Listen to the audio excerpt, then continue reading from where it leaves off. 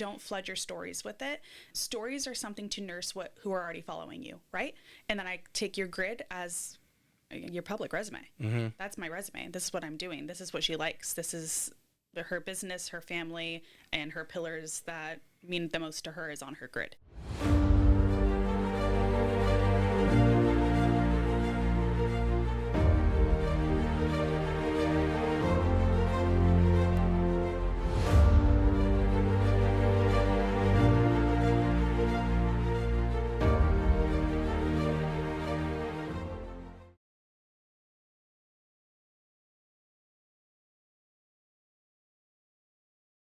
Hey, welcome back to the Real Estate Excellence Podcast. Today's guest has been a real estate agent for just short of 3 years and has had great success. She's been recently recognized by the Jacksonville producers for her production in 2024. She has over a decade of social media management experience. She provides personalized service backed with an open communication with expert guidance through the buying and selling process. Let's welcome Sara Gentry to the show. Thank you so much. Thank you. Glad you could come on today. Me too. I appreciate you coming down on this Friday. I'm really curious. I want to dig into, because every event that you guys go to, it's social media, social media, social media. So I really want to get your insight, actually coming from, helping people do it, to actually how you're, helping the 904 Home Guide team, to what you're doing, personally. Because I think my personal opinion on it is that all these agents hear these trainings or being told by speakers or whatever, hey, you got to get into social media, but there's a disconnect from the training to putting the rubber to the road. Okay. Yeah.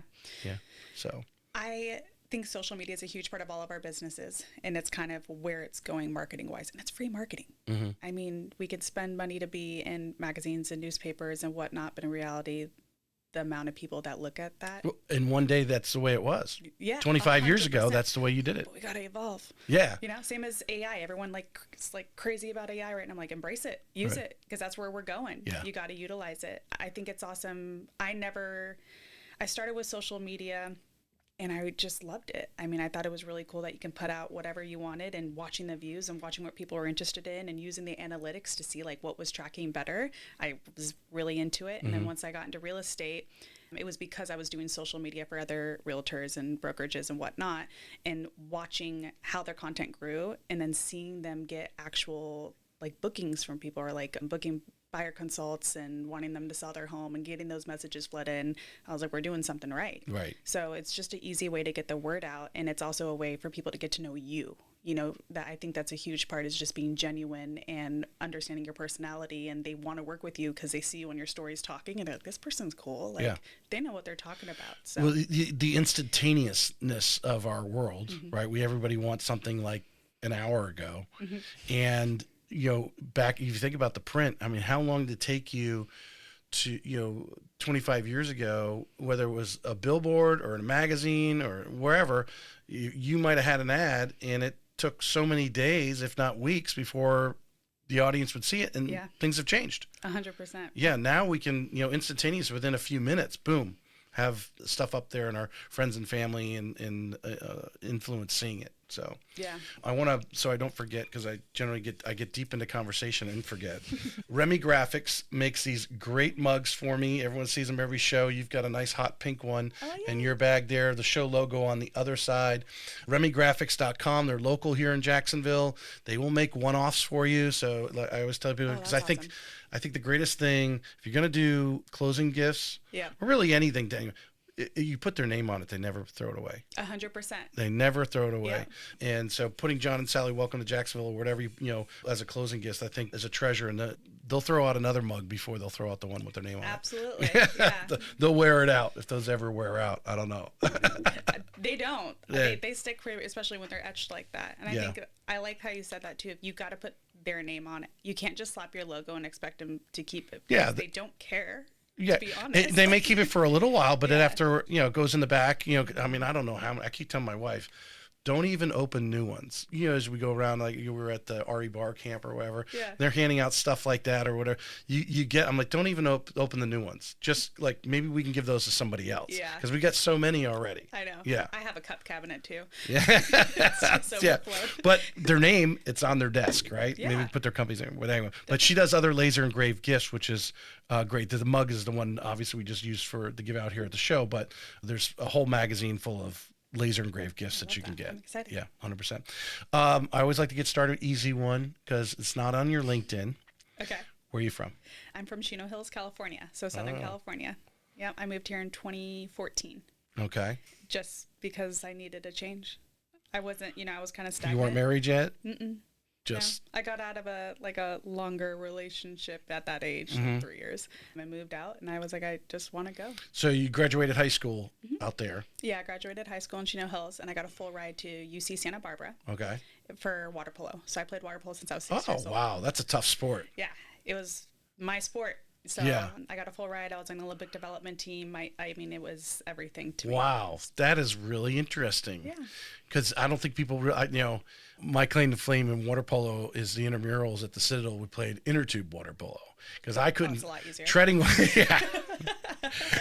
Treading water like those swimmers do, and then obviously they go on a sprint or whatever down. And they're not kicking off the wall. Nope. You can't do that. It's like a 12-foot pool. Yeah. Yeah. You just kick off people. That is amazing. That is, yeah. So what'd you study there at that time? What were you thinking as far as a career when your athleticism was no longer going to, there's no professional water polo. Yeah. So eventually that comes to... Well, there was Olympics. That was the Olympics where would I was headed to. But other than that, that was it. To be honest, I majored in general communications because that's what all athletes did. I didn't know what I wanted to do. I was there for water polo. Right. Like, that's why I went to college. I was terrible at college. I didn't like classes. I wasn't absorbing anything. I was practicing 2 hours in the morning, then going to weight room, then going to 3 classes, then going to physical therapy because my shoulder was hurt and I had labrum surgery, and then doing 2 hours more practice and sleep every day. Yeah. So yeah. Well, I was like, D's get degrees. Like 20 minutes in the pool, I'm already for a nap. So I don't know how you did 2 hours. Yeah. So. Yeah, I don't think people realize when you really look at any of these, especially high-level Division I sports, it's 24/7, 365. They're training, they're going, and some of them. One of my friends now is his daughter's over at UF. Went to IMG for soccer, now at UF, and she's like, they wrote an article how she's like going to be there. So she's a freshman right now. How they're going to build a team around her, right? But it's like, when do they go to class? When do you? I didn't. Yeah. And then when you're in class, you're mentally drained. Yeah. Or, physically drained. Yeah. They didn't have those clickers that make you answer questions to make sure you're in attendance. I would send my clickers with people to class because I just wanted to sleep. I was so tired. Yeah. I can only imagine. Wow. Yeah. That's incredible. So, but that starts to come to an end.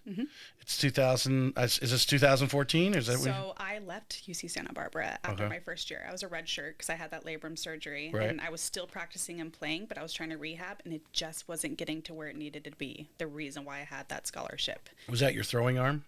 Well, I was ambidextrous in water polo, but my main one was my right shoulder, and this one needed surgery, but this was the main one I got done, and it was a 50-50 chance. I got it done. I have USC, and I wasn't on the positive side of that 50-50. Yeah.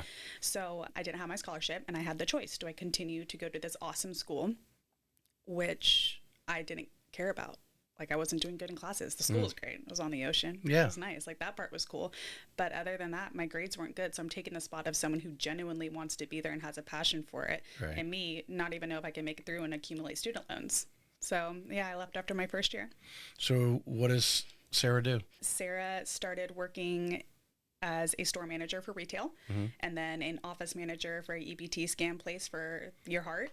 And I just kind of kept working my way through and somehow just starting positions at all these supervisor positions. Right. No experience. So, and then I ended up kind of trying to find yourself, which I think 100%. A lot of young people do. I did it for too long.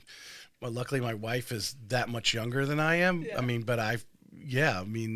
We were big corporate workaholics, and our 20s went by very quickly trying to find. Well, she found herself early. She's was successful right from the get-go. Love that. But I didn't really get successful until I met her. So, yeah, that's how I was. And then I stayed an extra year in Santa Barbara and moved back down to more Southern California, and got a corporate job because that's what my parents did, and thought that was what I was supposed to do. And then once I got out of But it wasn't like, hey, I want to get into this field or anything. It was a job opportunity. Okay, that looks good. Looks like the pay is decent. I'm going to go. Yeah, I did everything. I nannied. I was in accounting. I just tried it all. Yeah. Wasn't passionate about it. And then I kind of felt stuck. So I was like, I need to get out of California. Like, let's try something new. So I had a friend in Jacksonville that I came, and I was like, she's like, you can move in for a little bit. And so. Figure it out. Yeah. Okay. Came over here. So you get here. That's when you start your social media. Yeah. About that time. Yeah. So I started doing like marketing for just a bunch of like different small businesses and whatnot. And then it just kept growing from there. Is that because if I read correctly on there, that was you're just kind of your own sole consultative. Would talk to people and kind of pitch my stuff and do some marketing. But it didn't grow into like an actual job until COVID. I find that field interesting from the standpoint, and for the audience, we're talking about social media. Because you can go to some classes, and I think some colleges are starting to take it on, right, as part of the marketing.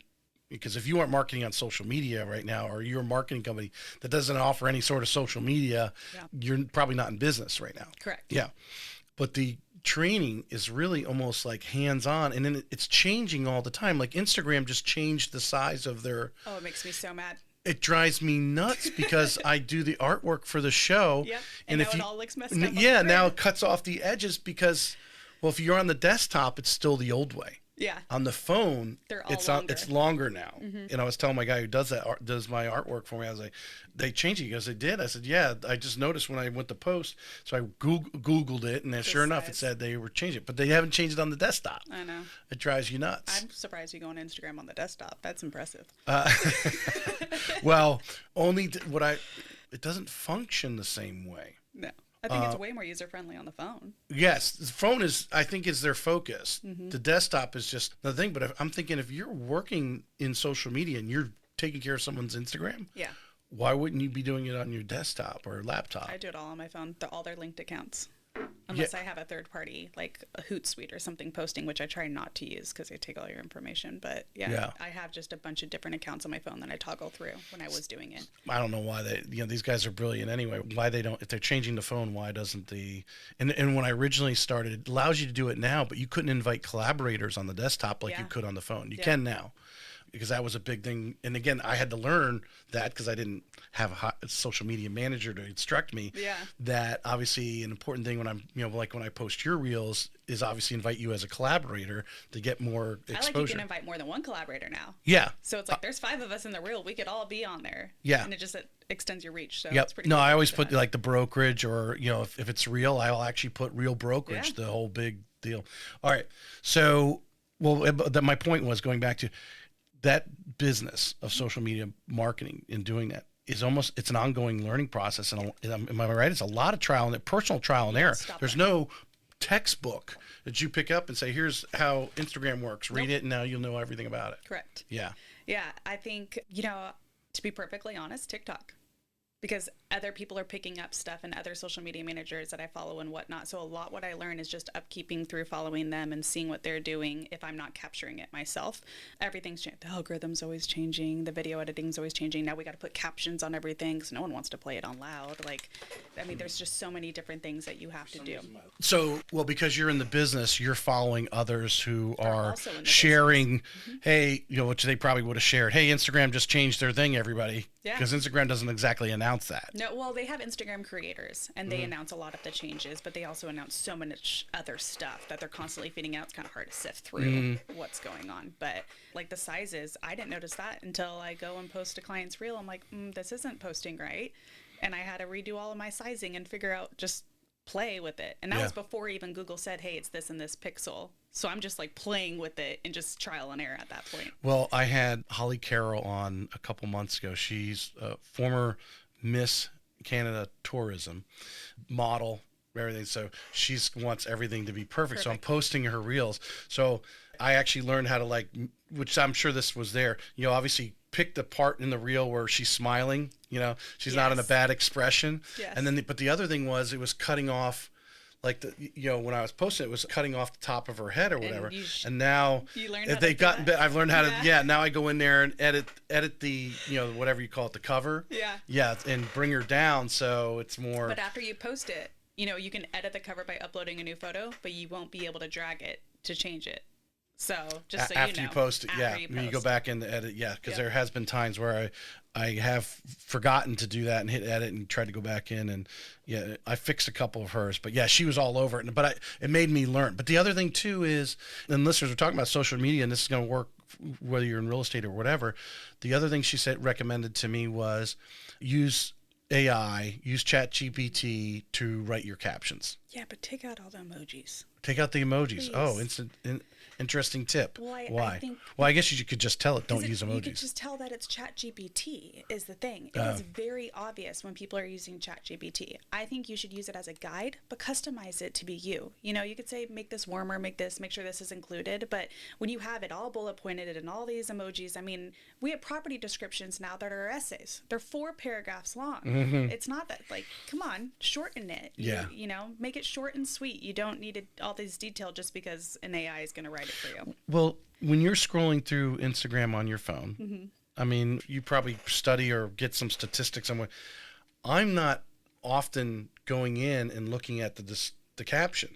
Now, if I'm on my desktop and I click on it, the caption comes up alongside the thing. So there I may look at it. Yeah. Usually I just listen to what the person says. It's someone I know or whatever, type of thing. Or, even if it's not someone I know, it's just whatever they're talking about. I'm just interested in listening. I listen to it. But I don't often go and look at the caption anyway. I think it depends on the content. And they also have kind of attention grabs where it's like, oh, do you want to know how to do this? In the caption. So I'm like, oh, okay. Well, so is the caption... Is the caption more though for people? Do people search in Instagram? Yeah, Instagram would be like a search engine for sure. You could, and it's not just hashtags that pop up. By the way, people think you can only search off the hashtags, but it's kind of similar to Google SEO, where it's the keywords are going to pop up, and the same kind of material will pop up from the keywords just from your captioning. Because I always found that interesting. People were saying that they were learning how to do something or fix something on TikTok. Now I'll go to YouTube for that because that's a search engine itself, and just hey, how do you do that? And look for someone's video on what they're doing there. But it does blow my mind that between TikTok and Instagram, they have become places for people to search 100%. That stuff. All my recipes are from Instagram and TikTok. If I'm looking up, try to make carbonara or something, I'm looking through Instagram and TikTok, not even Google at this point. Are you actually going to hitting the search button and putting in, easy recipes, how do you make or this? Family meal or yeah. And then I most of the time download the video and then just follow it while I cook. So yeah. I personally never. It blows my mind. I just felt YouTube was more friendlier platform for that. Yeah. Yeah. Yeah, I think we're already on this app though so much. So we're way more on Instagram and TikTok than we're on YouTube. We all go down that black or that wormhole of just the 60-second videos, and then 3 hours pass by. Exactly. So we're already on the app anyways. That is just the easiest search engine to go to. Versus YouTube, the only time I'm on there is if I'm watching either a podcast that I like to watch the video on, or if I'm trying to see some type of interviews. Right. Honestly, I don't utilize YouTube a lot. All right. So since we're on this subject and go deeper, let's bring in our real estate friends. Now, you've been doing it for a decade. Real estate? Be more social media and real estate. Yeah. Bring our, what you've learned in 10 years. Mm-hmm. And again, it's constantly evolving. But what have you... Well, of course, they've changed the platforms a little bit to force almost a change on how we're doing business. But someone getting started right now, is a novice at this, is hiring a social media manager, an inexpensive and beneficial thing? Or what are some of the basics that they need to have, they should be doing, you think, right now, as any real estate agent, whether... obviously we have some Instagram gurus. There's some people that are really good at it, and they create some great creative videos, but not everyone can do that. Yeah. Or they could if they wanted to, but don't have the passion for it. Yeah. What would you be talking to agents and just getting them a basic social media, basic Instagram going? I think the biggest thing, and honestly, Mike's the one that drilled this, is do not be a secret agent, right? So we all have Instagrams. We have them before real estate. So you already have this group of people that are interested in seeing you and what's on your page. And now it's time to feed the fact that you're working and that you're an agent and that you care and this is your passion. So showing up on camera is so huge because people are understanding like what you do every day, what your personality is, and what kind of just what you're passionate about. So I always say steer clear of like the templates of the just sold and this and showing all that. You can post the house up there. Tell a story. Like, how was that process? Tell me about how'd you get that seller? What is something cool that happened during that deal? That's so much more interesting than I sold this for $600K. Okay. Like, cool. Yeah. And, like I want to know more and connect us with that. I had a guest on, Rick Gonzalez. He comes to RE Bar Camp here every year. He lives out in the Panhandle. He's with Real as well. Okay. And he gave me the gentleman's name. I have to look it up, but he was recommending go out, and whether it's your listing or not, just do a walk through with your phone on the house. 100%. And that this guy was killing it on TikTok because, and they're not even professionals. This is him walking around with his phone, recording and maybe doing some talking. Maybe he puts his face in it. I think I want to know your opinion about obviously being in the video. Yeah. But as a new agent right now, and maybe you don't have any listings, go around to several open houses this weekend and do 3 or 4 walkthrough videos and talk to people about the house in the neighborhood. Yeah. So when I started, I didn't have anything really going on. And I wanted people to know that I was in the business. I'm like, how do I connect this? So I started going to those beaches caravans.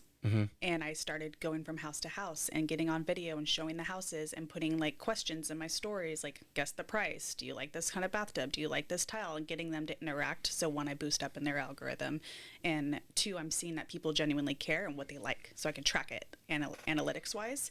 So yeah, those weren't my listings. I didn't have buyers I was showing. I was just showing up at these houses, whether that's an open house or going to there's so many brokers opens now. Like you can find one every day, to be perfectly honest. Yeah. Or there's people, listing agents where I'll be like, hey, I'm going to go schedule a showing. I'm going to take some content. Is that cool? 90% of the time, if it's a vacant house, they're fine with it. So that's just how I did it. And then I started getting the traction that way. And a lot of my peers are like interacting and then asking questions. And it just kind of snowballed. And all right. So the question, I know most agents, and I'm sure you get this all the time when you're talking to agents about social media, getting deals from social media. You may actually have someone that said, hey, I saw you on Instagram. I saw you showing that house. I mean, and can you show it to me? I mean, obviously but that's a unicorn. Yeah. I mean, when you're talking to these agents, you're doing some training or doing work for them. What is the core purpose of doing the things that we just talked about, like you were doing? So I think it's to show people that you are in the business and you are doing it. I mean, regardless if that's a hard lead from Instagram or someone gets into your DM is like, hey, I want to buy a house. That's happened like twice to me, to be perfectly honest. But other than that, it's showing all of my sphere, who I all have on my social media, that I'm in the business, and it keeps me top of mind. It's our way of keeping top of mind. So you touch them on Instagram, you touch them on your, the feed, the stories, an email touch, and then I call them. Right. I'm always going to be top of mind. If they think of a house, I want to be the person that they think of to call to go see it. Right. So that's the main objective, is to just stay on top of mind. Because I want to say it's Keller Williams. I'm not sure if that's correct or not, but there's coaches out there to promote, hey, you need to have so many touches. This is just a free way to add to the formal touch, like the email, birthday card, Christmas card, anniversary card, whatever, those type of things that you might be doing. Newsletter, right? It would be a touch, and obviously physically calling them as a touch, but backing it up with social media to fill in the gaps. Well, and I think social media is just a more creative, personal way to do it. I don't read my emails unless it's work. I don't care. Like 90% of the time, I'm not reading newsletters. Stuff that comes into the mail, for the most part, I don't read that either, unless it's a bill, and I probably won't read that. But it's just a way to show your personality. You're building trust and friendships through social media. I mean, I have friends right now. My best friend lives in Hawaii. I haven't seen her since high school. Wasn't friends with her in high school. We got close through social media. just her posting on her stories and me, and then we realized we liked each other's personality. Well, there's no doubt we communicate more today than our parents or our grandparents ever did. Yeah. With their, unless they still live in the same town that they grew up in, staying in touch with just people from a distance, or my college alumni. Someone will post something. Hey, does anyone know someone who do mortgages or even a real estate agent? Hey, do anyone know? Hey, ask Trace, because they know I'm in the business. Obviously, see the podcast as well, but because they're regularly seeing me all the time. Yeah, I started getting, how you have the Facebook groups, and they're like, we're moving to Jacksonville looking for a realtor. All of a sudden, I'm having these random people tag me, people I haven't even worked with before. Right. But that's because they see my social media and I'm busy. Yep. That's what I do it. All right. 2 things. Let's start with stories. Okay. Where do stories play in? What do you recommend? I noticed some agents here, and there's a couple that I know and love, and I do too. They want to get on there and kind of give their, hey, day in the life of a realtor. Yes. I'm not totally against it, just because I like them and type of thing. But is that really resonating with the audience? I think when you have 30 slides of you talking in your car while you're driving, it's not so much resonating. It's boring. Yeah. After 1.5, it starts. I think one slide of you being like, hey, what's up? This is what I'm doing. Cool. Yeah. But please put captions on it, because not all of us are in places like we're at the grocery store, we're at this, we're hooked to our phone. It's hooked to our hand. Like, I don't want to have to play this loud for everyone else to hear. Throw captions so I can read it. I love that you do that for your videos as well. Well, that's something I learned early. Yeah, you got to put captions on it. You have to. Someone told me. I do. I'm guilty of it too, but our phones aren't on loud. Yeah. I'm pretty sure no one has a ringtone anymore because we just buzz. So it's like, throw the captions on, but don't flood your stories with it. Stories are something to nurse who are already following you, right? And then I take your grid as your public resume. That's my resume. This is what I'm doing. This is what she likes. This is her business, her family, and her pillars that mean the most to her is on her grid. Do you coach to do 2 separate pages and No. a personal page? I personally don't. I think if you already built your sphere, then just integrate. There's some people who are like, truly just love posting their family pictures. Like, it would be that overwhelming. Yeah. And also, if they don't feel comfortable, if they have private pages with their kids' faces and they don't want it public, I completely understand that. Yeah. But for the most part, I think it would be great to just integrate all those pages, because those are all people that you can touch and already love you, and getting them to follow you on a strictly business page of just business, they're kind of like, okay. Yeah.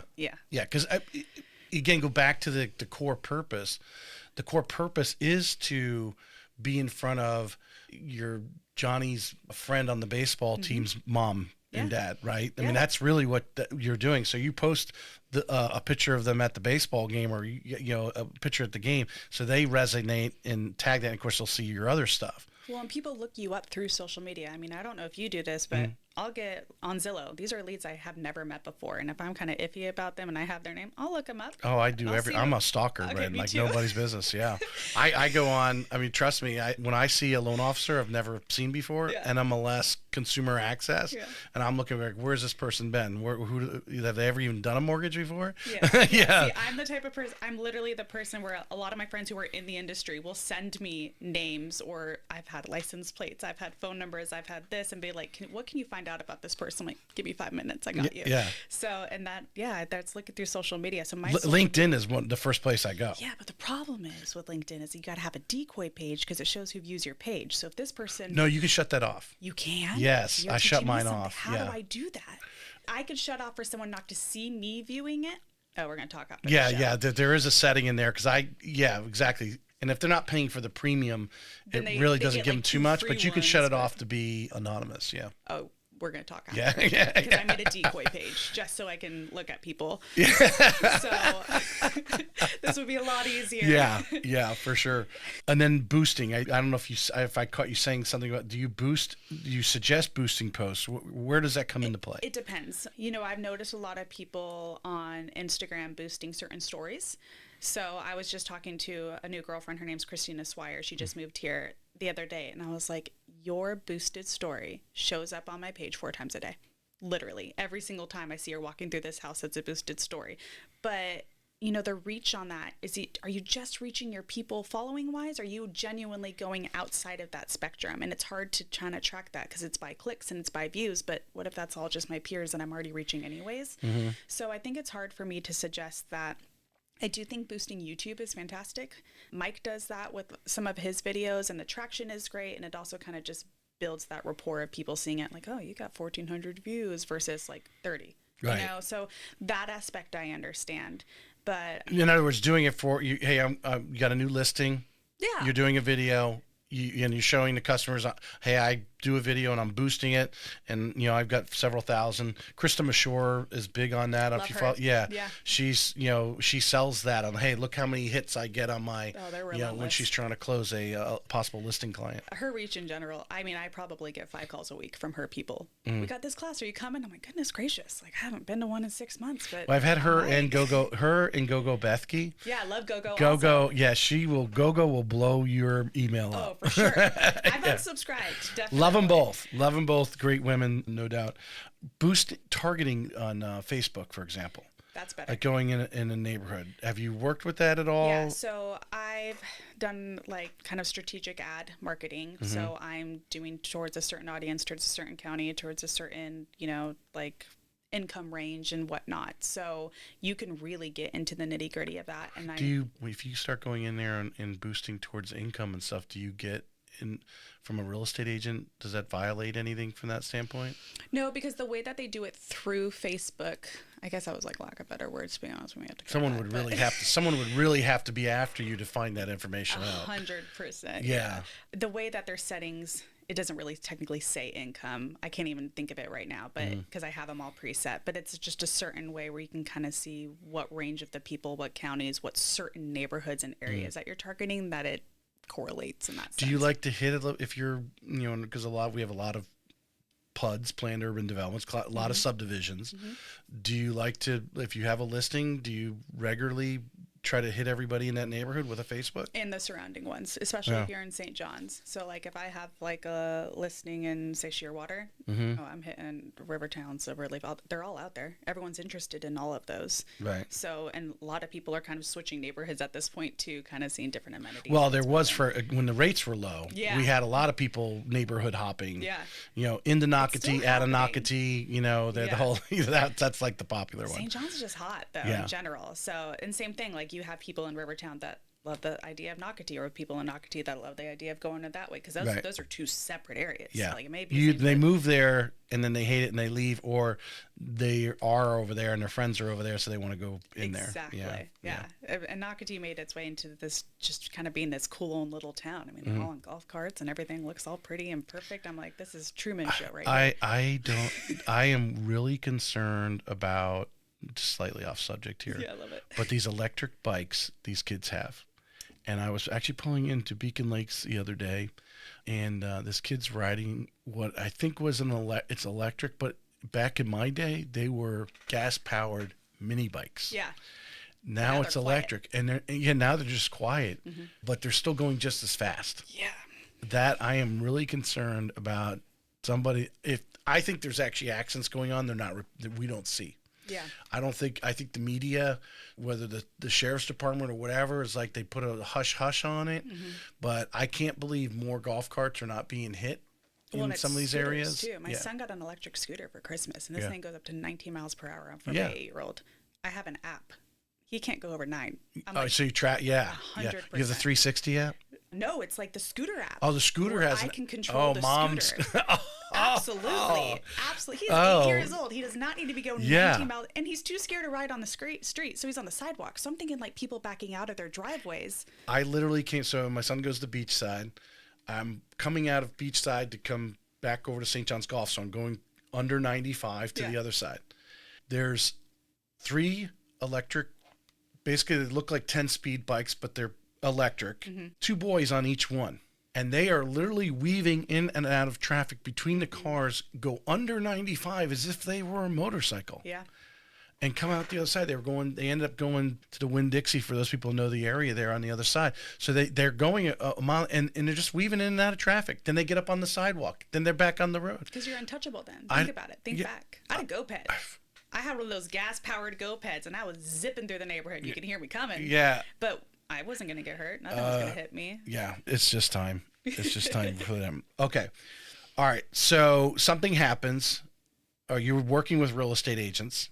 Yeah. So I was just It was Stevie Hahn. Do you know Stevie Yep, Hahn? yep. Fantastic with social media. She is, to me, she was the one who really, I mean, as far as anyone who has got her career started, because I've had her on the show very early. Yeah. And as she says clearly on the show, she had people thinking that she was just this super real estate agent when she hadn't even sold her first home yet. Yeah. Yeah. No, she did it right. So we had some mutual friends, and I started following her through that. And she posted something looking for help on social media, and I shoot my shot. Right. And she was like, "Let's go." So we started working together. This before I was even in real estate, and she honestly showed me the ropes. So we were working for someone at that capacity too, like, because she was at like 19,000 followers, I think, right then. It's a lot of followers. And I've never met someone who works harder, by the way. I mean, this girl woke up at 5 a.m. and did not stop working until 8 p.m. every single day. It was insane and really inspirational to watch. Well, you know the point in her life when that actually started. She talks about it on the pod. You have to listen to her podcast. Yeah.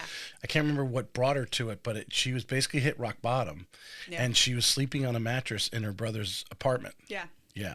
And she was staring at the ceiling one night, and that's where it all begins. We have very similar stories with that. Yeah. So, I mean, I was homeless in Jacksonville when I moved here for a little bit. So I get that. And I love her grit and the way that she just consistently showed up not caring and what she posted.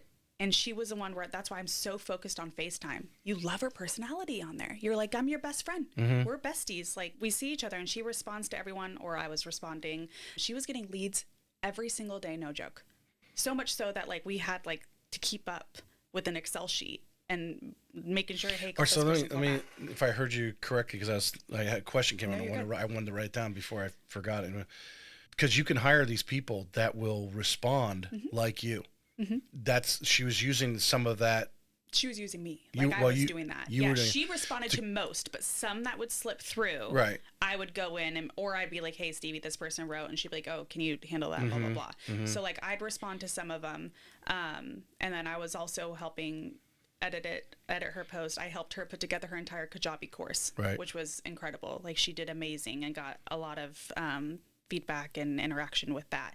So yeah, you can have people respond for you. You can have people like stuff. You can have people comment stuff. I talked to someone the other day that owns a home inspection business here in Jacksonville, and they utilize someone in the Philippines to write comments on all of their peers' pages, like all the people who use them for inspections. There's some disconnect. Well, Josh Rogers has a group of women that he uses in his face or YouTube, whatever, I think Facebook page. Yeah, I think it's actually a Facebook page who are regularly go on there and regularly interact. Absolutely. Because obviously it just creates, the algorithms picking up these people are talking over here. Social is supposed to be social. Yeah. You're supposed to be socializing. Yeah, and it means a lot. Like, if, the inspection company's writing on post, like, oh, that's awesome. Thanks. Like, thanks for thinking so. It's probably some random that's doing it, but I appreciate it. We don't know that. So I think that's good. If you seriously want to say, hey, I want to, social media is going to be my marketing campaign, this is what I'm going to do, you would probably highly recommend, if you don't have the time to be constantly hire one of these virtual assistants, and they learn how to react like you, if I'm not mistaken, from what I've heard. It's a learning curve. It depends. Yeah, up front they got to learn. Yeah, they learn you, but how you would respond and so forth, and try to be as much like you as possible. Or you can even come up with a page of responses and say, use one of these, so that way it kind of correlates a little bit better. Yeah. And I think that's important, especially if you don't have time to do it. I have a friend who owns a brokerage, and he wasn't really doing good on his marketing. And I just sat with him and shot with it straight. I was like, look, you need to do something. And he was like, oh, can I hire you? I'm like, cool, let's do it. He sent me the analytics. This is like our second month in. He sent me the analytics for his page 3 days ago. And he is like plus 167% all across the board. Insane. From what he was before you started working with him. And he was posting before, but it was just not anything that would interest anyone. So we completely switched that, and now he's having conversations with agents, because agent attraction is obviously important, and people are interacting with this post, and he's getting more likes, and it's just opening up a whole different branch. All right. So you start doing some work with Stevie. What gets you to make the jump into real estate? I saw, God, everyone was so thankful, and seeing her make money while helping people, being able to do that is really cool. I always wanted to feel fulfilling in my work in that way. And it just looks like a lot of fun, to be perfectly honest. I didn't really get to see the hard side of real estate because I saw it through her social media, and we tend to kind of cover that up a little bit. So I jumped in like, this looks fun. It kind of looks easy. Like, I think I could do it. And, you know, Mike found me through Stevie Hahn, Mike Rolwicks with the 904 Home Guide team. And so he asked me to start working for him. I was doing his marketing. And then I started working on my license kind of secretly and just seeing if I could do it. And then I passed, and I sat down with them and was like, hey. So at the time, I would imagine Stevie was with Keller Williams. I think it was Exit or KW then. I don't know if was she with Exit. I think she was with Exit for when I started with her, I'm pretty sure. And then, I thought she was at Atlantic Partners before she ended up going over to Real herself. She was definitely at Exit, but I think she may have been with Keller Williams. I don't know. It was so long ago. One of the things I always like to talk about on the show, because I think this first step that we're going to talk about, your first step basically in the real estate, I mean, obviously you've already had a taste of, from a marketing standpoint anyway, and seeing what she was doing. So you kind of saw it. Yeah, I got the gist. Of what was going on. So it wasn't, completely, blind, like, hey, you know what? I'm going to be a real estate agent. Let me see if I can take the test, and not even had to talk to a real estate agent. Yeah, no. You've actually been interacting with several. You chose to go follow Mike for a reason. So as a new agent and getting your business started, what was Mike's, pitch to you? What was it about Mike that you felt, and obviously you're still with him and your success is, there. What was it about Mike that you think, that you would recommend other agents to look for someone like Mike, if not call Mike directly? Yeah, he invested into his agents, and he believed in them. He saw the winner in them before they could. And I would show up, and even though I was in marketing, I'd be in the office and see how he interacts with his team at the time. And I think there was like 3 people on the team, and he really was like drilling and taking the time, taking 45-minute sessions just to coach them through something. I mean, they had the help. I needed the help. I didn't know what I was doing. Right. I get the gist, but there's so many little intricate things. And he's very chill and laid back about it. And he wasn't really kind of like hardcore, you need to be doing this. If they want it, they'll do it, he says. If they don't want it, they're not going to do it, and they're not a Or fit. if they don't like it, they're not going to do it. Exactly. Yeah. If they don't like cold calling, they're not going to cold call, so don't force them to cold call. And he'll see the drive, and as much as he could in these interviews with you, he'll see if you want it or what your goals are and why you're doing it, and he'll take a chance on you. But if you're not willing to put in the work, then you're just not cut for the team. So, and we went through that. I mean, he cut 9 people off our team one day. So that was intense. Well, because they can definitely be a drag. I mean, it's why I think some great people who probably could be great brokers or team leads don't do it, because it's a drag. It's dragged 2 different ways. When you're having meetings, and they're not showing up, and you're having a meeting, and you're preparing this information as, to share with others, to make others better. And then when someone doesn't show up, no matter if they're a producer or not, takes something from you. And then when someone leaves the group, it takes something from you because you accepted them into the group. And you feel, maybe, what did I do? Did I not deliver? And I'm sure he goes through that too. Yeah. But, when you invest a lot of time and money into people because you want to help them grow, and they aren't returning that, then it's just a waste of time. Yeah. You can only do that for so long, or else you're in the negative. Well, you've got to be in it for the long haul. I know some of the top teams in the area. I've known one particular, basically from the time she got it started, now has its own franchise and been a powerhouse team for years. Yeah. But it took a while of going through before you get that core group. Yeah, that core group of people to stick. Because if you're the only one sticking and everyone else is just coming and going, you ain't getting anywhere. You've got to start with the second one, third one, fourth one. When you got 4 or 5 core that have been there now 3, 4, 5 years, then you could start to And that's been fun to watch, snowball. Kind of like just the trial and error and how he navigates through it. So, I mean, like right now, currently, I'm the longest standing person on the team, which is a weird thing to think about. And I've been there for 3 years. So it's been interesting. Well, Mike hasn't been in real estate that much long. Yeah. I know. It's been a couple of years since I had him on. Crazy though, where he's at and how short a time, you gotta be doing something right. So, and that was a big part of it too. When I joined it, he was only in for 3 years or so, and I was like, okay, and you're doing this at 3 years, and so. Well, his business savvy, and that's one of the things. I'm structuring my book right now, but where did people come before real estate? And there's some I can't put everybody in the book, 200 some odd agents, but some of the pre-careers and how they took the career they had before and a lot of the skills they learned there and put it into real estate, and it's become something. 100%. Yeah. I mean, owning a recruiting company for him, I mean, that definitely correlates into his real estate business. Yeah. So, all right. So your first year, you got Mike there. You're going to follow him. Yep. What challenges did you have? Or even just some of the things that you've worked through for yourself, because I think the question I actually put up here is, what have you learned about yourself? But that could be a lot of different things, and I think you learn more about yourself when you have a setback or a challenge that you have to overcome. A couple things. One, I did not want to come off incompetent. I'm big on that. So having to ask questions to Mike all the time, and Mike, some questions he'll answer, and some he'll be like, "Who should you be asking?" Oh, I should ask like title company, or I should ask a lender this. He was like, yeah, like I could answer this, but who should you be asking? And I love that he did that, because it forced me to call these people. And I'd always start, I know it's a dumb question, but in reality, there is no, we're just learning. Right. So that was really hard for me to overcome, because it was hard to build confidence when you don't know a lot. Right. And confidence is a huge part of this job. And then learning to be like, when I get asked a question, instead of me trying to make up an answer, I'd be like, you know what? I don't know, but I will find out. And that's okay. They don't care. As long as you follow up, hey, as promised, I found out, blah, blah, blah, blah, they're fine with it. I thought I had to know everything, which is not the case. Right. Well, I mean, have you, a story behind this would be great. Every transaction is different. Yeah. And you have to build off the previous transaction to handle the next obstacle, even though it's nothing like the previous 10. All of a sudden, you got this 11th one, and it's like another, negotiate, whatever. There's always a curveball. I had one this morning in your elevator. All right, great, go. Yeah, so I have a home under contract, and they say it was on septic. And then I was told the septic's connect to a public sewer. And I'm like, okay, that's interesting. And I Googled it. We all do it. It has to be a pump. All right, where's the pump? No, there is no pump. All right, something's fishy. Like, what's going on here? So we asked a septic company to come out, told them the deal. It's an older part of town or something? Yeah, so it's off Bowdoin, or Bowdoin. I don't know how to pronounce it. Yeah. And, I would pronounce it Bowdoin.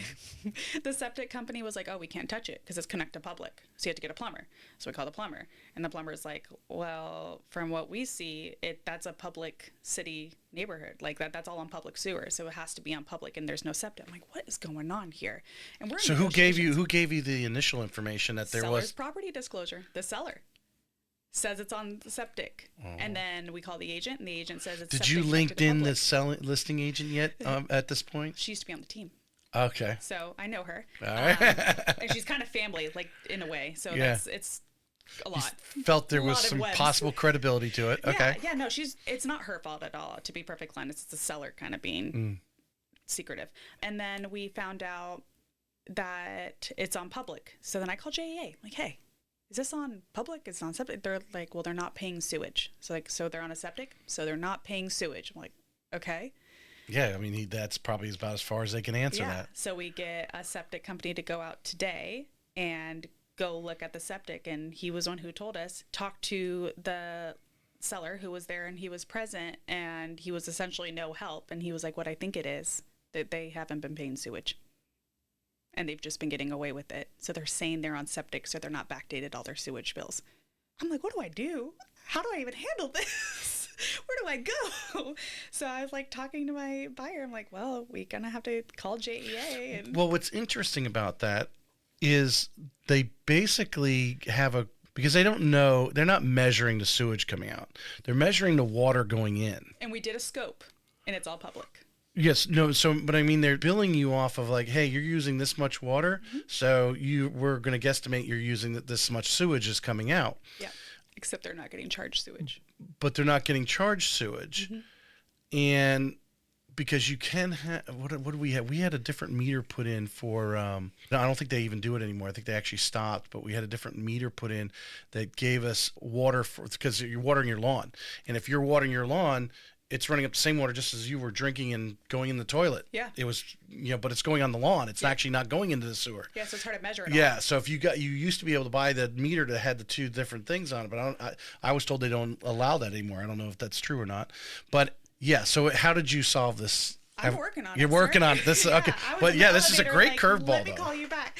Yeah. So essentially, we now know it's on public. We know they're not getting charged for sewage, and then we're gonna have to probably go the route of calling JEA and being like, "Hey, this is the deal," and that may turn into them getting backdated all these sewage bills and maybe losing a deal at this point. But she doesn't want to go into it and all of a sudden get thousands of dollars of bills because she's now the owner of the property. So. It's under contract. It's under contract. It's under contract. Yeah. We're in the inspection period. I just extended it this morning. All right. So now you got to get that answer from JEA and try to And it's going to raise a lot of red flags for the seller. Yeah. Well, the seller already assumed they were going to pay. I can't believe they're buying the house because they're not paying sewer. Yeah. They just assumed they're going to get that bill anyway, like everybody else does. But why mark you're on septic when you're not? And the seller's property doesn't. Well, no, exactly. Yeah. It's the seller that has to worry about it because they got to come back. But the question for the JEA is if they owe $10,000, they go back and go, oh my God, this person moved in back on this date, 2004, or we put the city sewer in on this date, and they should have been paying it since that date, and this is all their water usage if they still have those records, and then go, hey, you owe $20,000. Yeah, because it's 21 years of sewage. Oh wow. Fun, yeah. Huh? So now are they going to put a lien on the house? Exactly. I don't know. So now the title company's got to get involved because they're going to put insurance on it. And do a municipal lien search and what's going to pop up and yep. Right, because right now there's no lien on it, so they're going to say it's clear, but they're going to put that sewer lien on there later. The insurance company's got to pick it up. These are things you never think you'll run into. Yeah, I mean, it does. Uh-huh. Yeah. And that's a new one right there, but that's the stuff that comes up. 100%. I mean, there's countless things similar to this that has popped up. I mean, I have a brand new listing in Springfield, and they live out of state, and I showed up the other day with stagers, and there's drywood termite frass everywhere. They tented, though. I didn't know that. So I'm thinking, God, it's covered in drywoods. No, it's actually just old stuff that was never cleaned up. But in my head, I'm like, oh, here we go. What are we going to do? But thank goodness it's all covered. But this is the life of a real estate agent. And you have to be able to roll with the punches, so to speak. You got to have great leadership, people that you can rely on, because I'm sure the first thing you did was call Mike and go, if you haven't told him yet. I haven't yet. yeah, coming here. And, this is a situation, but everybody in the office now, because I'm pro office, having worked in a call center for, I'd say I actually worked mostly from home, but the first 3 years I was in the business was in a call center. But I didn't know anything about mortgages before that. Mm-hmm. So you learn a lot by other people's situations. Yeah. And it's not actually about mortgages and their, although there's guidelines changes and stuff like that. Hey, can you do that type of loan on that? Yeah, we can do it.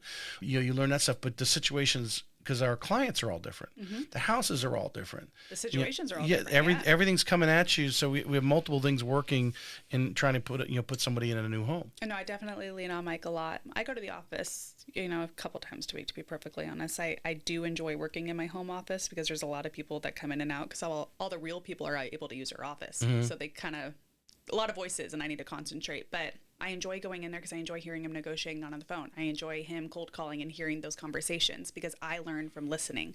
So when I started, he was taking me on his listening appointments. He was taking me on showings. He was letting me listen in on phone calls and talking from, his buyers that are in the 2 million to the buyers that are in the 250. There are different conversations and different ways of not treating them, but information that has to be given. I learned a lot by just sitting in and listening. And it's not as simple as, hey, these are people who are looking at $2 million, $3 million houses. These are looking at $200,000 or $300,000 house. Yeah, there is a different way you might approach them differently, a first-time home buyer versus obviously someone, type of thing. But their own personal, their lives are different economically, but they're also just different people. And personalities that you have to work with. That's what I meant, seeing him handheld more and just working on those concessions for him and trying to lower that down payment, that nitty gritty for this. And then there's the ones here where it's okay, but the boat is this deep and is it going to fit and how much water frontage and, when's the last time that they drained this? What's important to them? Yeah. So it's just a whole different avenue. So I'm lucky that I'm able to see just the broad spectrum of all the different types of deals, whether that's an investor, a first-time home buyer, or someone who it's their sixth home and where they're buying. It's really cool. Yeah. So, Yeah. You mentioned Grit earlier we were talking about Stevie. Yeah. I don't know if you've read Grit, the book. No. There's actually a book by Angela Duckworth. Okay. Yes, really good. You should pick it up or audio it either way. I audioed it. I actually bought it too. Someone stole it from me. I got to get it back. But it actually gave me a presence because of all the agents that I've had on. I think that one of the underlying things for majority of them, it takes a lot of grit to do this business because you are out on your own. Yeah. You try to team up with other people to give you support, but ultimately you're the one that's got to get, Mike's not knocking on your door going, hey, you didn't show up at 9:00 this morning. You need to, come in and counsel you. That's totally on you. You're self-employed. You're 1099. You're running your business. Yeah. But I broke it down. To me, you have to have, I call it your LLC. You have to love what you do. I believe there's a laughter, and I'm going to explain the laughter in a moment. And then you have to be consistent. Yep. That's your LLC. To me, the people have to be that have grit. Yeah. People.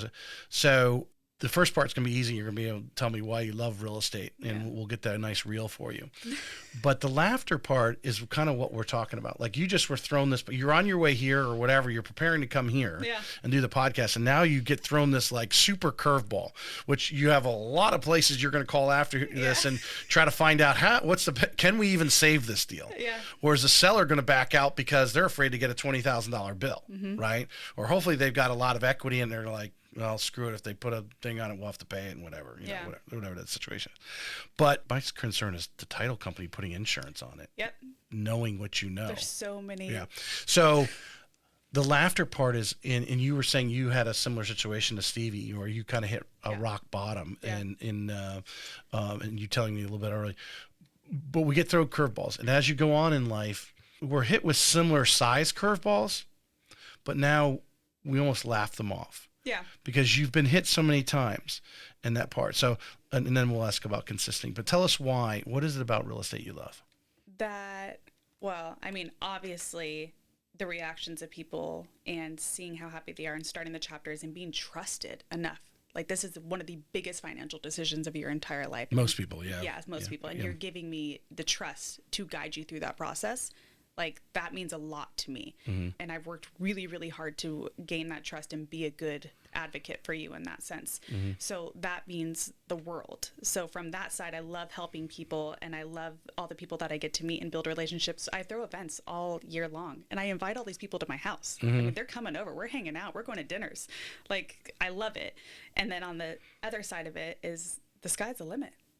There is no cap on how much I could possibly sell or who I can meet or what I could do. I mean, it is how bad I want it is how good I will do. No, the time in the day is really, how right? Awesome is how that? bad you want it the time of the day and, what other things you got to do. Like, oh, my review's coming up. Hopefully I get a 3% increase. Like, no, I can 1 year make 30,000 or whatever, or sell 10 homes. And the next year I can sit there make and 300,000. Yeah, that's so cool. And it's up to me. It's not up to my boss or my supervisor or my review. Like, it is up to me to do that. How much do you look, because you're in the social media part of you, so you have a creativity part about you.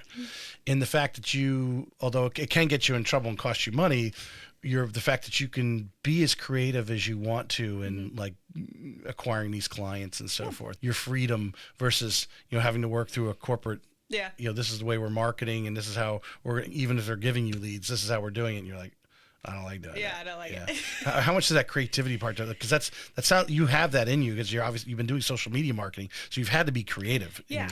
No, I definitely, honestly, I've kind of switched it lately in the last couple of years, and I touched on it a little bit a second ago. Events. I'm making creative events. I do these massive Halloween parties. I have a Galentine's Day coming up. I do the vision board parties. I get to be creative in that aspect, and people don't just come to my house to hang out. Like, there's something that they get out of it also. So being able to turn something into that aspect where it's like, I'm giving you something and I also get to build this relationship in the same sense. Like, that's how I've turned it creatively wise. Social media, I mean, I essentially, to be honest, I do mostly what a lot of the other agents do. I sit there, I get on and I be present and I show my face and I interact with them. I mean, that's what they should be doing, but I feel like a lot of them do. So, but the events is where all the creativity comes into play. All right. So the laughter part. So you expressed, a similarity to Stevie Hahn, hitting that rock bottom as a young person. You're bouncing around some different jobs. Like I said, you came here to Jacksonville with didn't have a job lined up. You're lucky a friend, gave you a bed to sleep in. So you've been there. I imagine the checkbook didn't have a lot of money in it. $300. And a trunk full of stuff because I couldn't fill my car with everything. Right. So and no job. Yeah. So now today, you're throwing that curveball this morning, but Has there been something since you've been doing real estate, maybe in the last couple of years, something that's really like hit you in the gut, and you really had to like step back? Am I doing the right? Should I be doing real estate? You just kind of do that checkup, but then look back and saw where you're at versus where you were, and just press through it. A big thing on looking back, Mike had me read this book called Gap in the Gain. Because I'm constantly looking at the next goal post.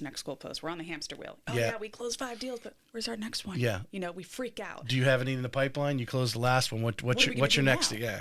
So since reading that book, and it really has changed my perspective, as I'm more looking so in the gain. God, look how far I've come.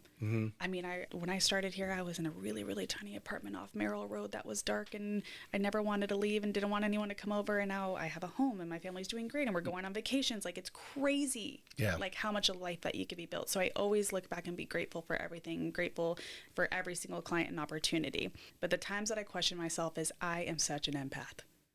So it's really hard taking emotion out of this business because when you have someone going through a divorce, or you have like a family that is having a baby soon and we're just doing offer after offer and it's just not matching, and they're upset, I'm upset.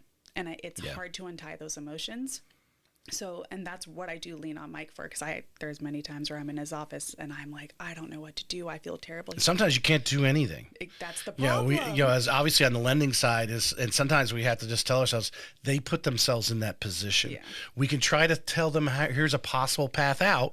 Yeah. But it's up to them to take it. And that's so hard. Yes. That is so hard because I just want to make them happy. I'm a people pleaser at heart. I'm very type A, and I like to be in control. That's why I like working for myself in that sense. And the fact when I can't control that situation in that sense, or I can't please them, there's just no good outcome of the situation, and there's a lot of emotions involved. I'm emotional as heck.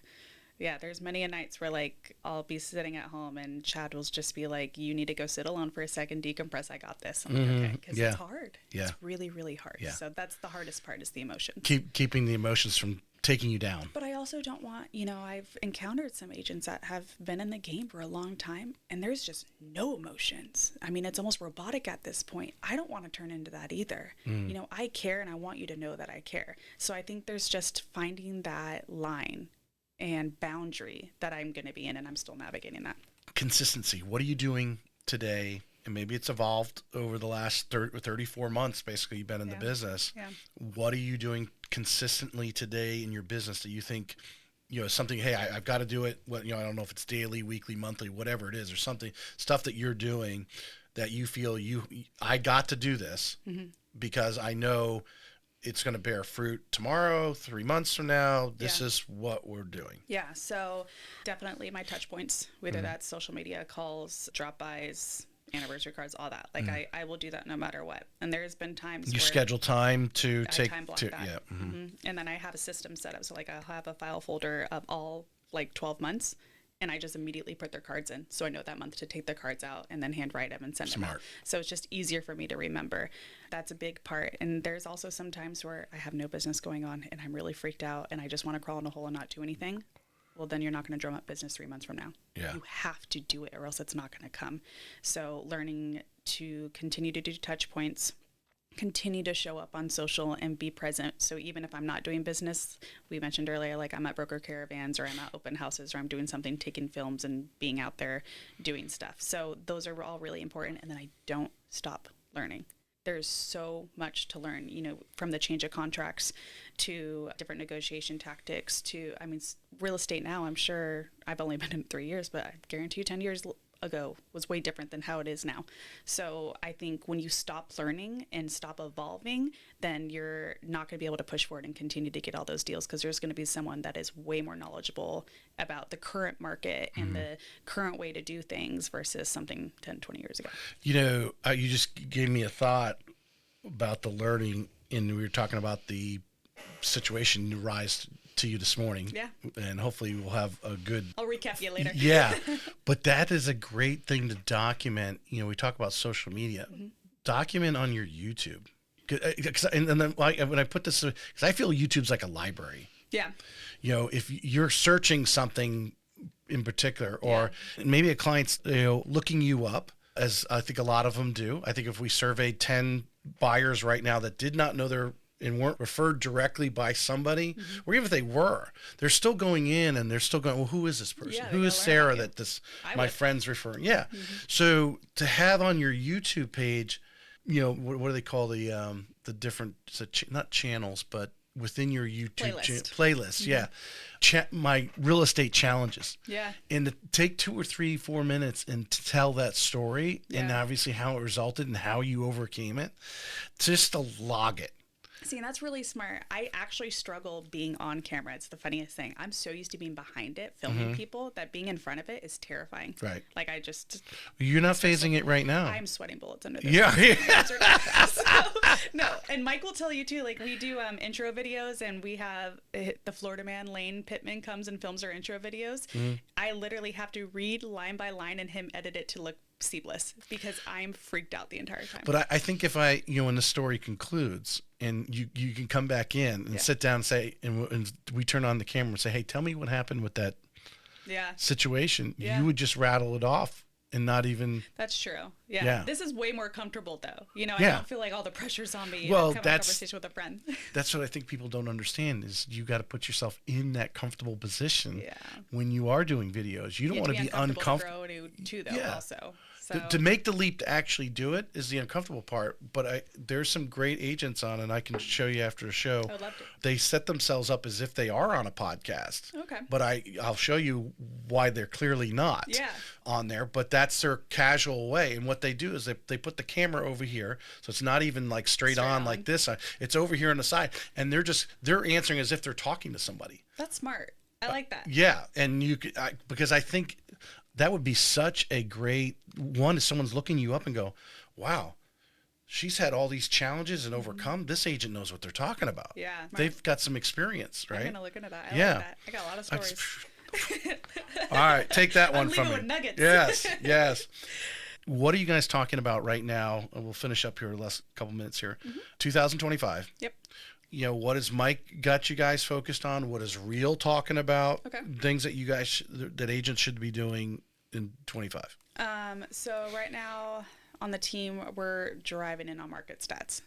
I mean, it's changing. Everything changes all the time. So the seasonality of, you know, the peak market and spring market and whatnot, like right now we're drilling, if you are listing right now, it's because you need to list, not because you just want to just try the market. Move to Nocatee. Not doing that.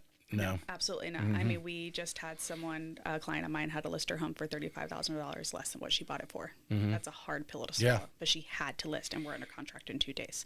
So like, those are the conversations we're having. We're doing a lot of role playing also with our listing presentations and presenting these market stats. Market dwellings is such an amazing program. How many in the office, because you might have a couple, but I'm sure somewhere in the office you guys got a handful of these listings where people bought in new home construction and whatever year or two they're having to sell or they want to sell.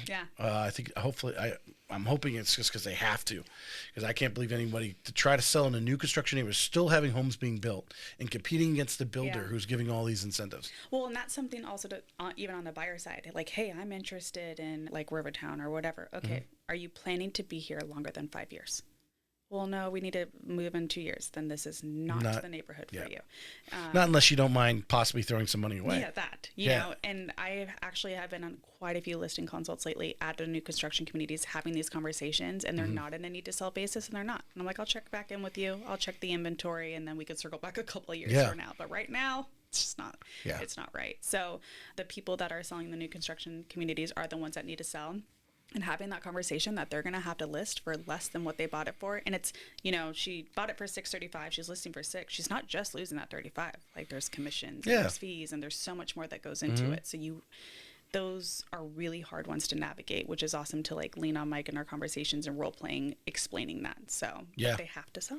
But those are the heart-to-heart conversations you have to have, and you know, let alone whatever she put in the house. Yeah. You know, whether she changed the flooring or just whatever, painted, whatever. You're only there for a brief period of time. Yeah, I think more agents need to ask that question up front, and I don't think they're doing it. Yeah. If you're buying a new home construction right now, you really need to think deeply. Unless you're buying the last house in the neighborhood, then you don't really need to have that conversation. But if there's still years to go, you got to have that conversation. Stuck on that price, you know, Mike said something at one of our listing consults the other day. He said, you need to be at this price point because it's like kind of like right below where we're at, like where the market's at, and that's going to get you the traction. And he was like, I understand that yours is $70,000 more than what I'm saying. I can get a line of agents out this door that will list it for that much, but you will, like, I'm pretty confident you'll sit on the market. I hope you don't. Right. But you will. Yeah. We didn't get called back. Statistically, it's out there. It was 8 months ago. Like, like, it's just. All right, so that's what Mike's talking about. Yeah. What's real from a national standpoint? You guys, I assume you are in on their trainings and chats. Yeah, so we hone in on technology for sure. It's definitely a technology forward brokerage, which I really love. I went from cloud brokerage to cloud brokerage. I don't have any experience at a brick mortar brokerage, which is interesting. But although the 904 Home Guide office is really nice. Right? It's a different office. What's the difference? It's right out at the beach. Come on, man. Desk fees, so that's nice. Yeah. But yeah, so we're just really technology forward, social media forward, and just conversations. They train us on the same conversations that I just spoke about. And the contract class, when we switch contracts, like that was so eye-opening. It's like we have the same destination. It's just a different route. We're going to get there. So they really kind of drill into that, and then just leaning on each other. Having the little bit of the national perspective, did it get you through, I can't remember if you were there was the mastermind that Gigi and Mike put on over at Landmark. I'm sure the you one probably. That got heated? Sort of. We still talk about that one. Yes. Yeah. But it was because it's touchy. There's so much local inbreeding in that conversation that, as I talk to guys that like get asked to talk or whatever. And it's like here in the local market, you're not seen as anyone. But if I contacted Tampa and said, hey, I want to come over and talk, they'd be like, oh, you'd be walking like you're a superstar. Yeah. And when you get a room like that of local people, they weren't opening their ears to what was being said. And where I imagine when they kind of gave you the national perspective of what was going on, you were able to get a little bit bigger vision and get your arms around it. Definitely. I think it's also was more collaborative on that sense because we all have the same destination. We all just want to close transactions and continue our business and grow, right? Like that's it. We're all in the game together, but we have to evolve and grow and change, and that either that's law changes or market changes or whatever. And I think some people, again, like I mentioned earlier, are just so stuck in what they've been doing for this many years that they don't want to change. No, keep going. I was like, hey. Everything's on a timer in my room here. The conversation that was going on at that mastermind, it was like, think about it. We got to change. They're making us. They're real estate agents who were actually involved in creating. It's not like they were hired some law group out of DC and knows nothing about real estate to create that. Now, obviously, different real estate agents around, do things differently. But it was put through a thought process. Not saying the thought process is finished, because I do believe that will still evolve, especially now with the new Department of Justice, when finally they get in there and get their grasp on what stuff that was going on. Because I believe the DOJ was deeply involved in causing a lot of chaos in that area for whatever their ideology is on real estate agents. But there's so many different ways to skin the cat. And I think these people, and thank God we have a lot of citizens that, hey, there's laws, and a lot of our laws are just based on our morality that we do the right thing. We don't, do the good thing. There's always someone that's going to try to, circumvent the system, like they're trying to get something out of it, which I don't know what they would. But, in that discussion about the open house, and it's like, well, if you listen to the legal jargon, now it can be interpreted in different ways, but until you start representing them, you're just representing the seller. Yeah. Yeah, big time. Yeah. And I think these conversations come up. That's the whole point of the mastermind. We want to sit there and we want to have different opinions and we want to have different outlooks and we want to get help and, hey, this is my pain point. Let's talk about it. But you have to be receiving of that information as well. You don't go into these things to say, here's my pain point, but I don't like your suggestion. That's not what this is for. Yeah. Like we just want to talk it out. Like no one's trying to one up you or critique you in a way of a malicious manner. It's like we're just trying to help. What it did for me, because obviously haven't been back being since. in the position that I am with the podcast, I talk to a lot of different people every week. I'm bringing different brokerages, but it just exposed to me that there was either people forming their own opinion. And I'm always big on finding brokers or team leads like Mike who stay out in front of their people. And I think there's a lot, the importance of finding brokers that are going to stay out in front. That's their success. If they're not out in front of their people adding value, like how are we going to conquer this buyer broker? How are we going to handle this? How 100%. and gumpifying it down, simplifying it down to actually how the rubber meets the road. What are we going to say, and how are, role playing and all that kind of stuff. I think a lot of these people, especially ones that don't come in the office, the 70% that didn't write a deal last year, I mean, I'm sure you've gotten contracts from some of these agents that are like, we're now using the Florida contract and you need to fill this in over here. Yeah. Yeah, I got a repair, like an RRTA, but it was on the old knee bar. I'm like, we need the far bar. Like, let's switch this. Come on. Yeah. Exactly. Program. Like, when was the last time, that you probably go in and stalk on, I know some agents that do, they go in and stalk and see what kind of productions this person do. Sometimes it depends. But, I've talked to a lot of other mainly listing agents too that are talking like their sole focus is listings, how many contracts they have to write for the buyer's agent. So that's almost scary. Yeah. Why aren't you in these classes?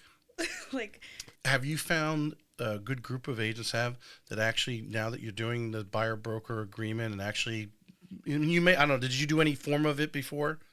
No. So this was it. Yeah. You're sitting down and having this conversation. They feel they're actually making more money.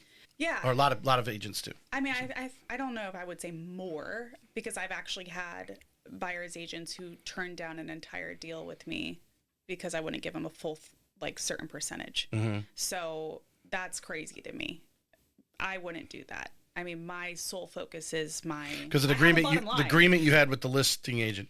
Yeah, so it has to be up. Like, you have your listing agent, so it's like, hey, this is what I'm making, and then what we put in our contracts is the buyer's agent will make up to this amount. Or the seller is willing to give the buyer's agent this amount. Right. So we always put up to. So this is negotiate. Like, we can negotiate up to this. And it depends on the agent. If this is someone that I have to write their contract for and I know I'm going to have to handhold through that, you're probably not going to be making at the highest max point, because we're going to be doing a lot of the work and it's going to be a lot of stress on the transaction. Do you and Mike have kind of the same ideology on this? I'm going to ask this question and you could tell me if you guys are. There's some agents who, even though the seller may say, I'm going to give X or up to X for the buyer's agent, that they don't like, if that buyer's agent calls you and says, hey, is there any buyer compensation? You're like, yeah, it's X. Or you say, make an offer. We say put it in the offer with a compensation addendum. Absolutely. Because we're looking out for our seller. Mm-hmm. We're trying to make them as much money as possible. If we're willing to go up to this point and this person only does this point, all right, then it's a good price point. Cool. Right. Let's go for it. Like, why lose them that extra amount of money? And it just, I don't even call I think it makes it healthier. There was a study done years ago. It's one of the reasons, if we give a pricing exception in mortgages, if the rate's, supposed to be a point, and we already charge them a half a point, we have to give a reason. Okay. All right. We have to, and here's obviously we could win the business on every one of those. It's one of these government things that they want why did you give them a pricing exception? Because I felt that was going to seal the deal. They're shopping. Right. Yeah. If they want a lot and I can't actually do it myself, and it's a crazy request, uppers in any mortgage company, they're going to ask, well, get me the offer from the other company. Yeah, and that someone else is actually offering you that crazy price. That's because they think someone has money cheaper than somebody else. It's not reality. Sometimes they'll just be like, it's whether or not they're going to do it cheaper, and then whether or not their lights are still going to be on. That's what you have to think about, type of thing. It's why some people go to Publix first, Winn-Dixie, because it's the service, right? Yeah, absolutely. Or the nicer decor, whatever it is. That's a great way to put that, actually. But we have to put a reason in there for giving that pricing exception. And I think now with the buyer and seller interaction, where, like you're saying, make the offer. Mm-hmm. So obviously, if let's just use 3 bananas as Patty Ketchum, and the sellers want to give 3 bananas, and the buyer's agent only asked for 2 bananas. Well, the seller just saved themselves a banana. 100%. Yeah, and it makes it healthier that it was the buyer and the seller that actually did this. They just are giving you the permission to go to 3 bananas if you have to close the deal. Or if they're, offering a purchase price that are lower than what we were expecting, then it's always been negotiable. Yeah. Like, it's more hard in the print now that we're doing it. But I think this is where great leadership and obviously savvy agents, some people catch on a lot faster than others in this thing that we're talking about. Yeah. And understand that this may go back a couple times on it, to it, but it just makes it a healthier thing. It doesn't make it look like it makes it the appearance that the agent is not as much of an influence on it. You're just facilitating the negotiation. 100%. Yeah. Well, and I'm currently, I put an offer on one of Gigi's listings yesterday, and the only thing we weren't agreeing on. Well, you asked her for twice the buyer than you normally would, right? Well, we put that our normal amount, and sure enough, like it was us going back and forth. And it's funny because we're all in the same tribe. We all think of it the same way, so we all have the same negotiation. And it was almost funny. And at the end of last night, we were like, all right, like chop house after this deal's done. Yeah, exactly. So it's fun. It really is. Yeah. Like, again, we all have the same goal. It's just getting us there. And we all have certain nets that we have to hit for our sellers and certain things that we need for our buyers. And it's just trying to find that match and fit in the whatever, like just being able to make it work. Yeah. Fit in the puzzle. All right. Last question. Let's finish up because we've been going on. Sorry. No, it's great. No, it's been a great podcast. 3 things that you feel in your experience, maybe whatever you believe Real's teaching, whatever you believe Mike's teaching, maybe you've picked up from Gigi, whatever. 3 things that you think agents should be doing right now to be successful in 2025 with the current market. Collaborating with other agents. 100%. Yeah. I don't care if it's at your brokerage or not. I mean, my closest people that I talk to, I do an accountability meeting with someone who owns his own brokerage. And people, England Volkers, it's not real. I have people that I sit with at Real where we can talk about our brokerage and the trainings. And I mean, just the culture is just unmatched. I absolutely love it. We're a really heavy tribe. And then collaborating at just the classes and the masterminds. I've learned so much from other people, not just Mike. You can only learn so much from someone you're with every day also. They have certain boundaries, and then it goes into like, oh, well, they're dealing with this deal and whatnot. We just talk about it. I've learned a lot. So that's number 1. Number 2 is learn how, if you're a new agent, that you have to put money away for taxes and your business. Yeah. Because you just get checks. That's one on the top, whatever on the list of killing agents is being tax bill comes. Completely vulnerable in that sense, and learning the seasonality of the business. Because for me, when things slowed down, I didn't realize, I was like, oh, I have this many deals. Well, why are they slowing? But I was so used to this, and now I've accumulated bills to match to that. It's trial and error, 100%. Yeah. So being completely transparent and vulnerable, that's been a really weak point of me that I've been navigating, and I'm still navigating to learn to get through. So because I think that, up north, it's a little more direct. Snow and ice, slow down. Yeah. Here, we more... If there's a distinct change in the market, was back in May of 22. 22 is when the rates started to go up quickly. That's when all of a sudden, things started to change. 22 was good, but then 23, and then and we know in 24 was the slowest year that's supposedly nationally in 30 years or whatever in house sales.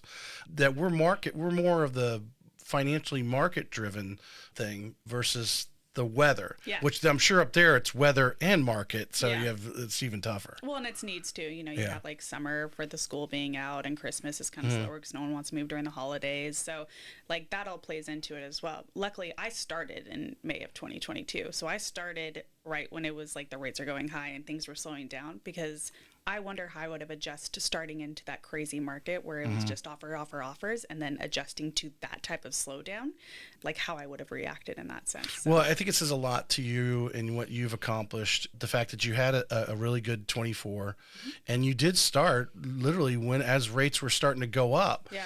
And some agents got fortunate; they got in 20 and they got a lot of at bats. Learned a lot of if there's anything why they might be successful today is because they had a lot of at bats in 2021. They may not have been very good, but because they had so much experience, now their experience got their momentum going and 100%. Going there. Where you really did start from an uphill battle, and that says a lot about you. Yeah, no, it's funny because Mike tells me that all the time too. He was like, you don't understand, like you started in a market that was not an easy market. Yeah. I was like, well, I did pretty good in 2022. Well, 22 was better than it is right now, I think. 2023, I did even better. I've just been getting better every year. So I was like, I mean, as long as we keep this momentum, and I'm sure there's going to be years. Right. That's how it is. Yeah. So, yeah. All right, so that's 2. That's 2. And then I think just learning. Get in those classrooms. Yeah. Whether that's like the landmark title classes or markets or NIFAR or whatever, get into those classrooms. Well, there's no doubt that your tribe, the 904 Home Guide, Gigi, and there's a core group of real people. You're all independent. You're all virtual independent real estate agents, but you guys are at a lot of different things. You're collaborating, you're creating ones. I think there's a lot to the momentum to that. You have to touch other real estate agents, because otherwise I think a lot of agents get out because they feel like they're on an island. Well, and it's not fun doing this alone. Yeah. It really isn't. I mean, I don't know how far I would have made it if I did, to be perfectly honest. Whether that was being on a team or just like showing up and having these like events or whatever, these learning opportunities with everyone in the room. We all have the same goal. We're all driven, we're all motivated, and we're all open-minded. And that is so empowering to be around. You're only as good as the people that are in the room with you, and I don't want to be the smartest one. Right. So I just think it was really important to immerse myself into that situation with a bunch of other agents from all different brokerages and learn all different things. And a brokerage isn't, an all like a one fit show. Not everyone fits into Real. Not everyone fits to Keller. Like, we all have different matches and certain things that we like, and I think that's really important. Well, I appreciate you coming on today, Sarah. Thanks for having me. Anything you'd like to add? No, that's it. I appreciate it. All your social media links will be in the show notes for those who want to reach out and talk to Sarah. Obviously, she's on social media. Talk to her about, social media. Maybe, you're still doing that on the side for a few clients, I think you said? I cut down. I only have 2 clients now. Okay. Yeah, all right. I had a full-time job too and cut that. So I'm just straight real estate and a couple of clients, but I'm always happy to sit down and meet people for lunch. I do to this day, and talk about marketing. Give them some advice. Mm-hmm. Yeah, 100%. Yeah, appreciate you so much for having me. Thank you. This may be it for today's episode of Real Estate Excellence, but we both know your pursuit of excellence doesn't stop here. To connect with the best of the best and really take your skills to the next level, join our community by visiting TracyHayesPodcast.com, where you'll meet more like-minded individuals looking to expand their inner circle and their personal experience. That's available at TracyHayesPodcast.com.